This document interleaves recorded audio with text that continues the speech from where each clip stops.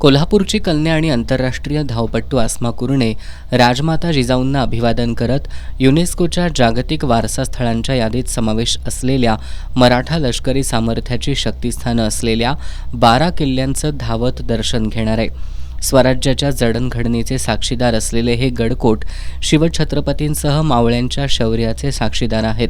युनेस्कोच्या जागतिक वारसा स्थळांच्या यादीत समाविष्ट झालेल्या या गडकोटांचं सर्वांनी जतन करावं, महाराष्ट्राच्या पर्यटन विकासाला चालना मिळावी आणि महिलांमध्ये आत्मविश्वास निर्माण व्हावा, यासाठी आस्मानं हा संकल्प केलाय.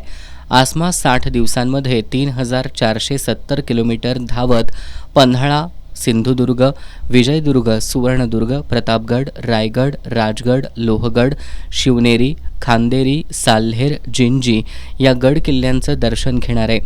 आर्थिक तसंच अन्य अडचणींमध्ये सुद्धा तिनं या मोहिमेसाठी तयारी केली आहे. खेळाडू म्हणून आणि एक सामान्य कुटुंबातून आलेली मुलगी म्हणून हा प्रवास सोपा नाही. कधी आर्थिक अडचणी, कधी पुरेसा पाठिंबा नसणे, तर कधी हे शक्य नाही असे शब्द ऐकावे लागतात. पण मला वाटतं स्वराज्य ही सहज मिळालं नव्हतं. संघर्षाशिवाय इतिहास घडत नाही. मी जेव्हा किल्ल्यावर धावते तेव्हा मला वाटतं मी एकटी धावत नाही, माझ्यासोबत महाराजांचा इतिहास, जिजाऊंचे संस्कार आणि मावळ्यांची ताकद धावत आहे. या उपक्रमामागचा माझा एक हेतू आहे, युनेस्को किल्ल्यामुळे महाराष्ट्र पर्यटनाचा विकास व्हावा, तरुण पिढीला आपल्या इतिहासाचा अभिमान वाटावा आणि महिलांनी कोणतेही स्वप्न पाहताना आपण हे करू शकतो हा विश्वास ठेवावा.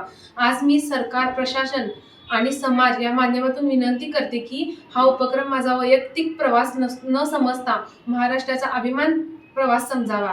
थोडा पाठिंबा, थोडं सहकार्य मिळालं तर हा उपक्रम जागतिक स्तरावर महाराष्ट्राची ओळख निर्माण करू शकतो. शेवटी एवढे सांगू इच्छिते, गड किल्ले टिकवणे ही आपली जबाबदारी आहे आणि त्याची ओळख जगापर्यंत पोहोचवणे हे आपले कर्तव्य आहे. ह्या प्रवासात माझ्यासोबत उभं राहा.